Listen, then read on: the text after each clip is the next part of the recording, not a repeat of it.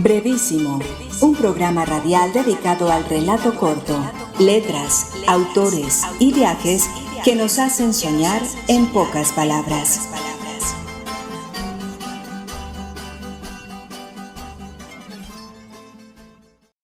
Hola, bienvenidos a una nueva emisión de Brevísimo, un programa dedicado a las formas breves de la literatura. Yo soy Mauricio Montoya y le doy la bienvenida a mis compañeros de mesa, César Paredes, Andrea Montoya, Andrés Zapata y Edwin Solórzano. Hoy, en un programa dedicado a la modalidad de trazos breves, hablaremos sobre el epigrama, el cual sería definido por el español Juan de Iriarte precisamente con un epigrama. A la abeja semejante, para que cause placer, el epigrama ha de ser pequeño, dulce y punzante. Escuchemos ahora a nuestro compañero César Paredes con una introducción que nos ilustrará sobre esta forma poética breve. Los epigramas son formas breves de la literatura que tienen su origen en la Grecia antigua. La palabra epigrama está compuesta etimológicamente por epi, que significa encima, y grama, que significa escritura, lo que quiere decir que es una sobreescritura o escribir encima. En la poesía griega estos versos tenían un carácter exhortativo y reflexivo, pero ya en el siglo II a.C., con su paso a Roma, el epigrama adquirió una condición más política, irónica y divertida. Con el paso del tiempo, esta composición poética breve pasó a significar un pensamiento principal festivo o satírico de forma ingeniosa y a veces ponzoñosa. En castellano, el epigrama floreció en el siglo XVI. Uno de los más sangrientos de todos, al decir de los filólogos Angelo Marchese y Joaquín Forralledas, fue este que escribió Baltasar de Alcázar contra Ruiz de Alarcón.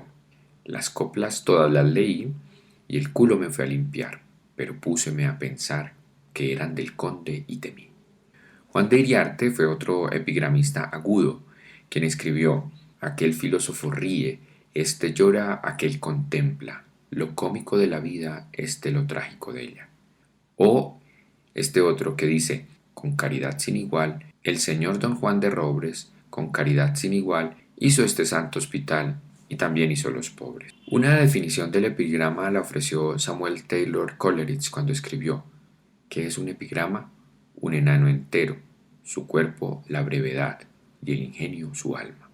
Y otro epigrama del mismo autor que demuestra el sarcasmo generalmente asociado con la forma reza: Señor, admito su regla general, que todo poeta es tonto, pero tú mismo puedes servir para demostrarlo, que todo tonto no es poeta. Con la llegada del modernismo y el siglo XX, los epigramas en castellano se hicieron con menos frecuencia, salvo por el trabajo de Juan Ramón Jiménez y algunos poetas latinoamericanos.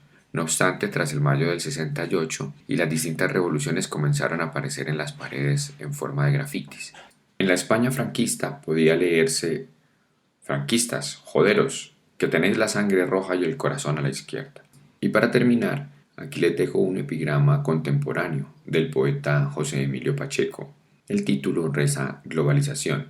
Eres muy pobre y serás más pobre. Ahora solo los ricos se enriquecen.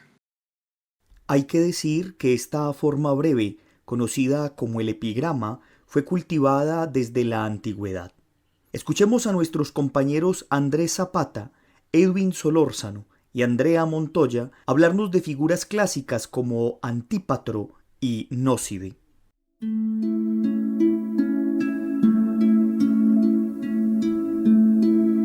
Epigrama 609 de Antípatro. Asombrada Mnemosine queda al oír la dulce Safo. Los hombres tienen una 10ª musa. Epigrama 610 de Antípatro. En torno de ti, Anacreonte, florezca alba yedra, y las suaves flores de purpúreos prados. Broten fuentes de cándida leche. La tierra olorosa de su seno derrame dulce mosto, y con ello tu ceniza y tus huesos contento reciban, si puede acaso, algún placer llegar a los difuntos.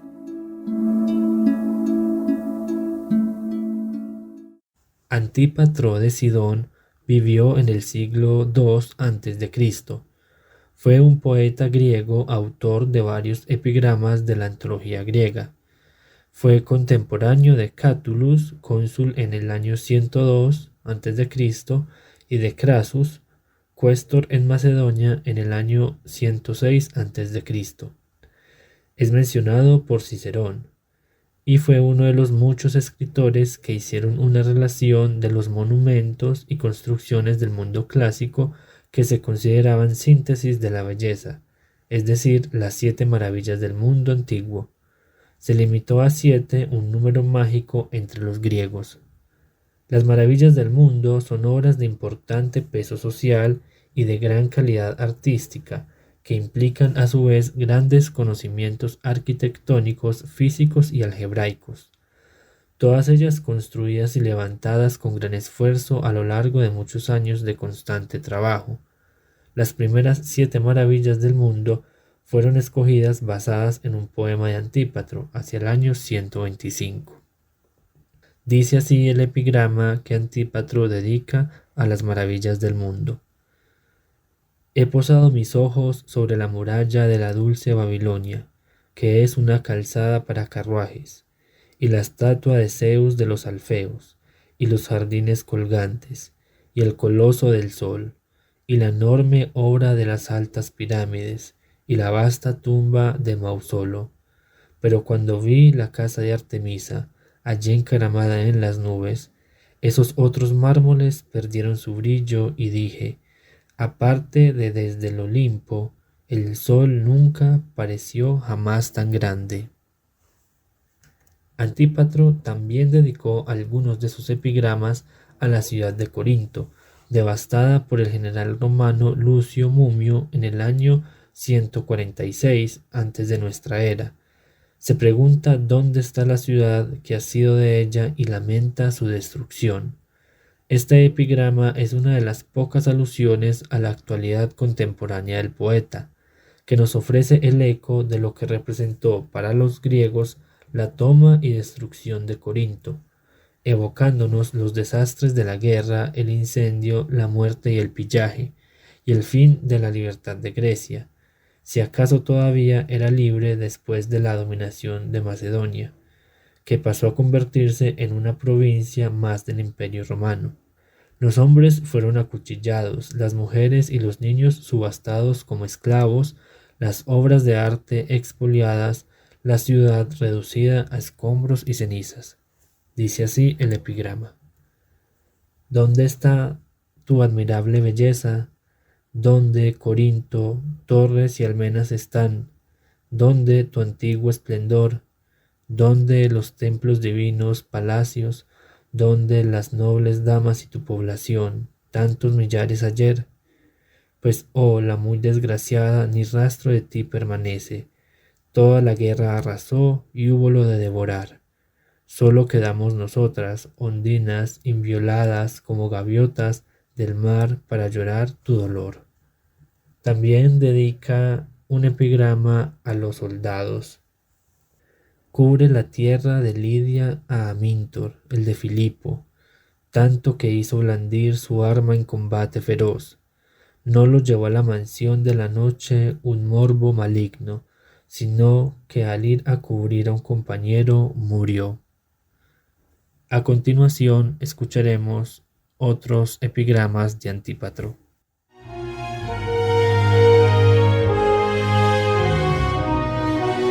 Epigrama 611 de Antípatro.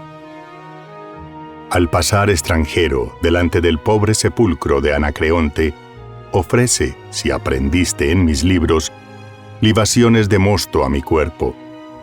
Disfruten mis huesos regados por el vino, para que yo, que el eue frenético siempre entoné del festín de Dionisio, amante de los cantos que la embriaguez inspira, ni aun muerto sin Baco me vea, por estos parajes a que vendrá algún día toda la raza humana. Epigrama 615 de Antípatro.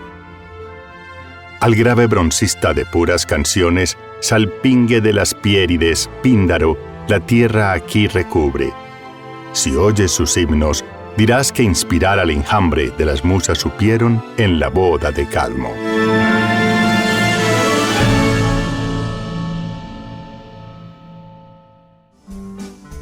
Usted está escuchando Brevísimo, un programa para gente de pocas palabras.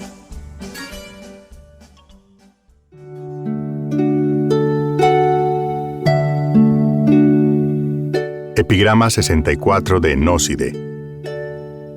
Nada excede al amor en dulzura, y no hay dicha ninguna que aventajarle pueda, ni la miel en la boca. Tal Nóside dice, y aquel a quien Cipris no ha amado, ignora cómo son sus rosas divinas. Epigrama 67 de Nóside. Vayamos al templo y veamos qué artística queda la imagen de Afrodita con su ornato de oro. Poliárquide fue quien la trajo, que mucho ganara gracias a la belleza de su propio cuerpo.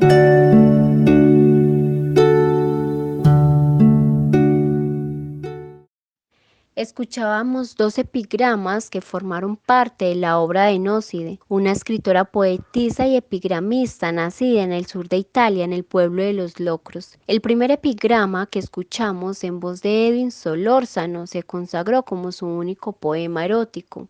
Hay quienes dicen también que es amoroso.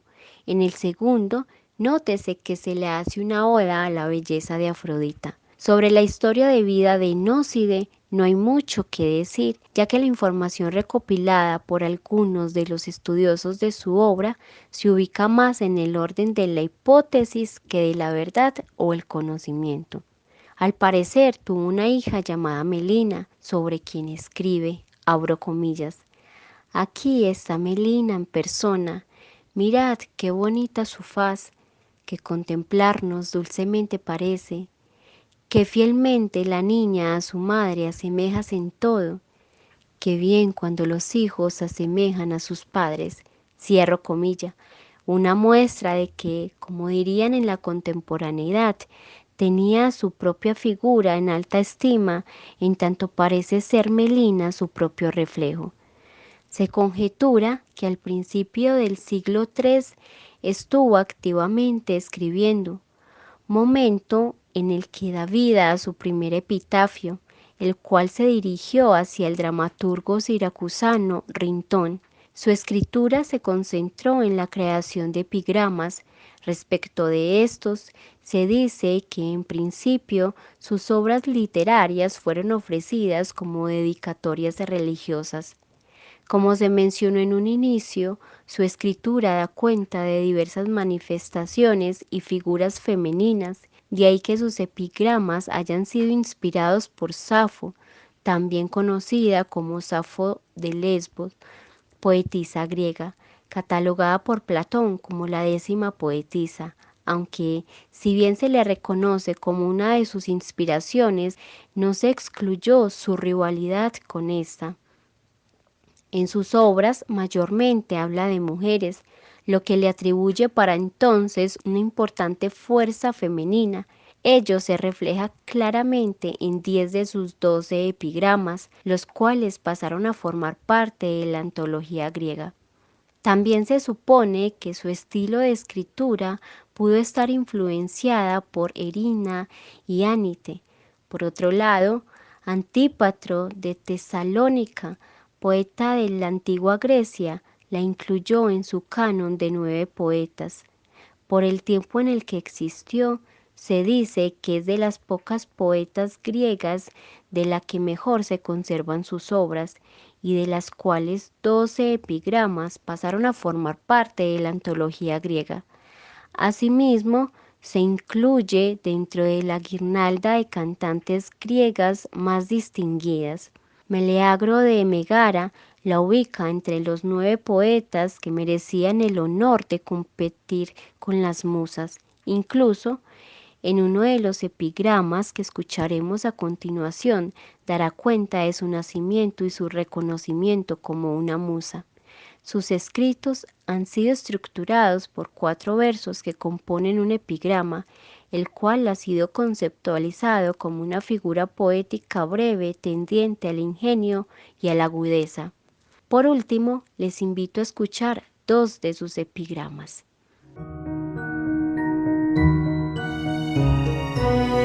Epigrama 73 de Nóside. Acompaña al pasar junto a mí tu amistoso saludo con una carcajada. Soy Rintón, Siracosio, ruiseñor de las musas humilde, pero he cosechado con parodias trágicas mi ramito de yedra.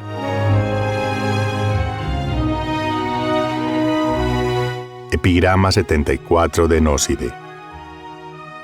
Si navegas, viajero, a gozar con las gracias floridas de Safo en Mitilene, la de los bellos coros, parte a decirles que adicta a las musas, y a ella Lócride me engendró, y es Nóside mi nombre.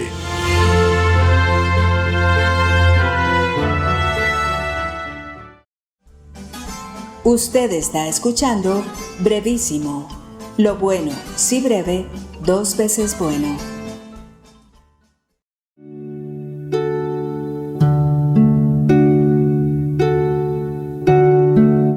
Epigrama 3 de Calímaco. No me desees buen día, malvado corazón. Prosigue tu camino. Buen día es para mí el que no te aproximes.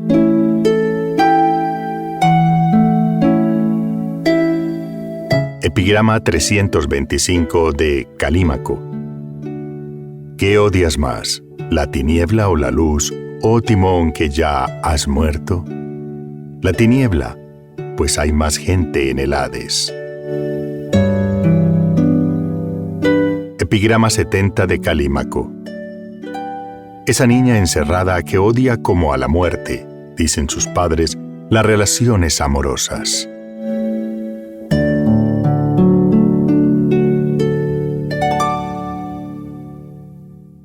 Otro referente importante del mundo clásico en el tema de los epigramas fue Calímaco.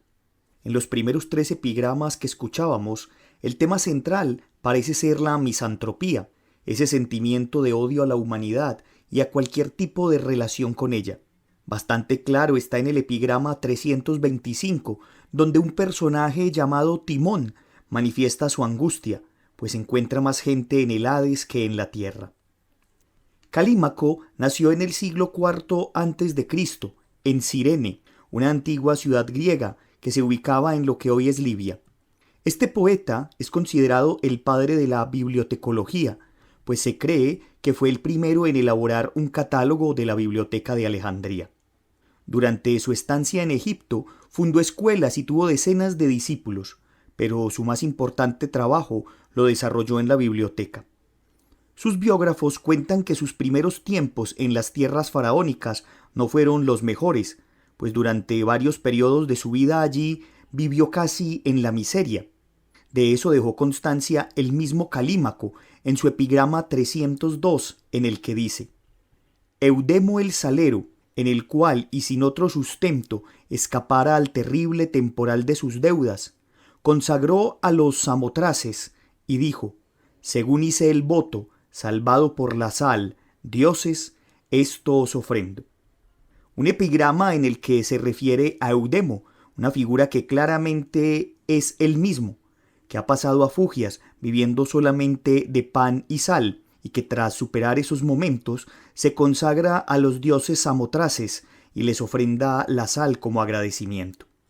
De la obra de Calímaco se conserva un poema épico, otro titulado La cabellera de Berenice, una variedad de himnos y alrededor de 63 epigramas que apuntan a variados temas. Escuchemos 2 epigramas más, uno sobre la importancia de la brevedad al momento de la victoria y otro sobre el conocimiento y la prudencia.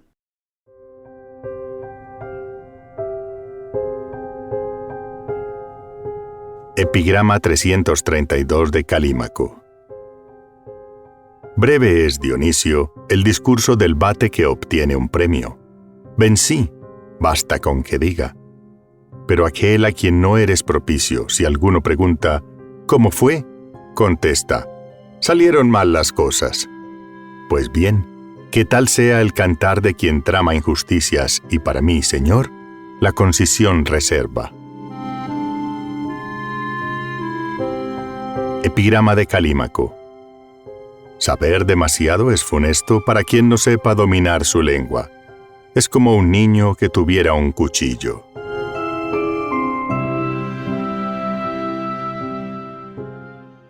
En cuanto a epigramistas más cercanos a nuestro tiempo, tenemos a Luis Vargas Tejada, un político y escritor colombiano, nacido a inicios del siglo XIX en Bogotá. Su vida fue fugaz, pues murió ahogado antes de los 30 años, en un río de los llanos orientales colombianos, mientras intentaba llegar a Venezuela para huir de la persecución de Simón Bolívar y sus adeptos. Vargas Tejada participó activamente de la política de la naciente Gran Colombia y celebró no solo la independencia, sino también la Constitución de 1821, firmada en Villa del Rosario, en Cúcuta.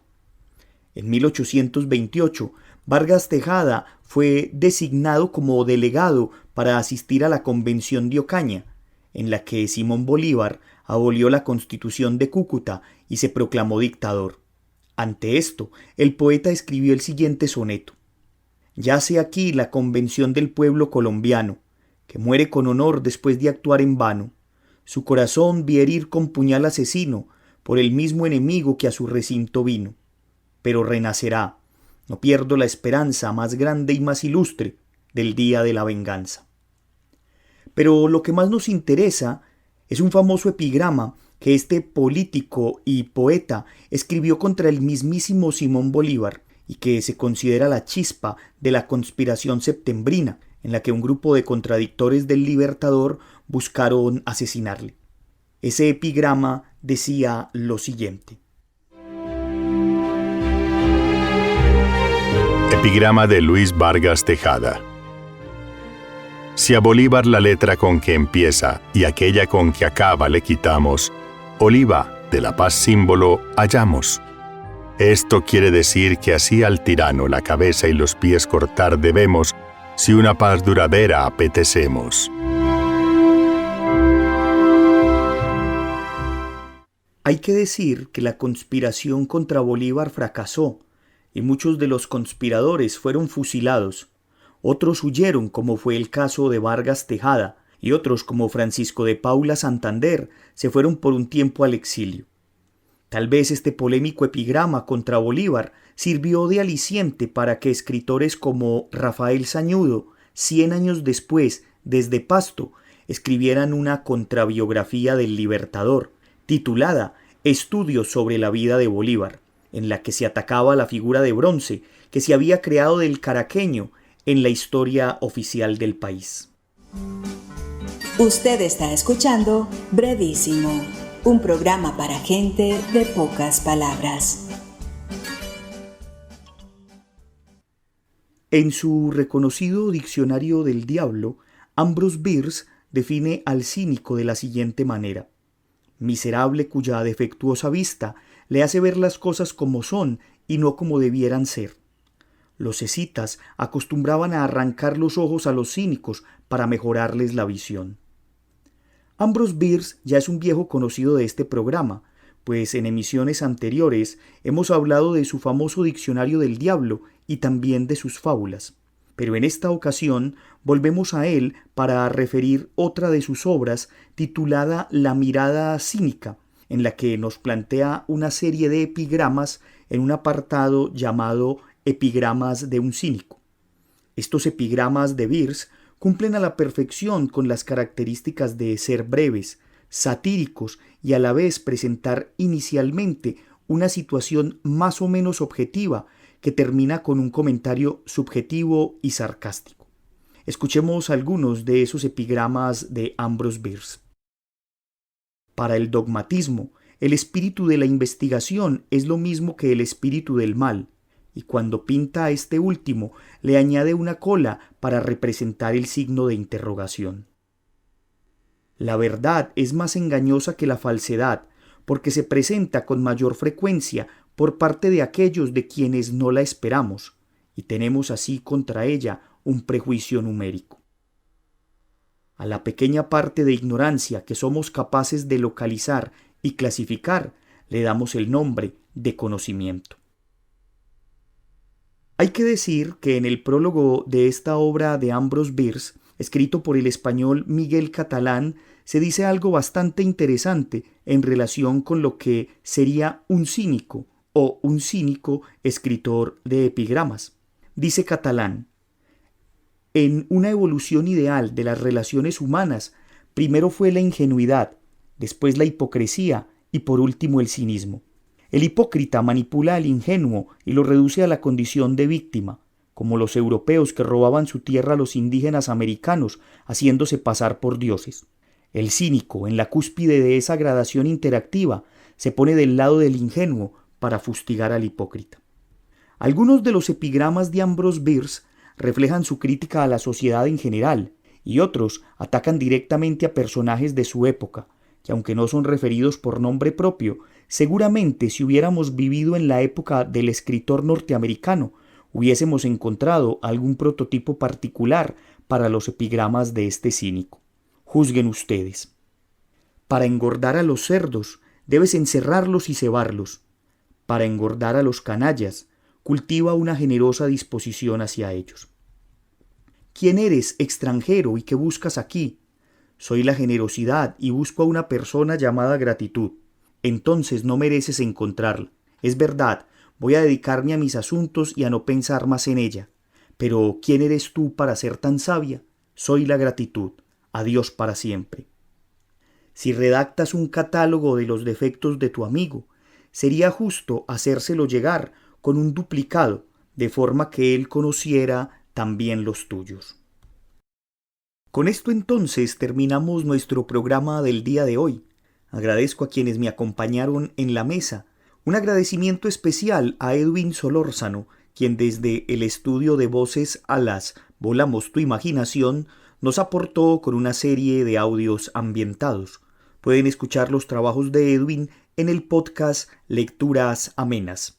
Agradecemos también a la Universidad Nacional por este espacio que nos brinda, a Jorge Benjumea en el máster, y a ustedes los esperamos para una nueva emisión de Brevísimo en la que continuaremos hablando sobre el epigrama. Hasta pronto. Brevísimo, un programa radial dedicado al relato corto, letras, autores y viajes que nos hacen soñar en pocas palabras.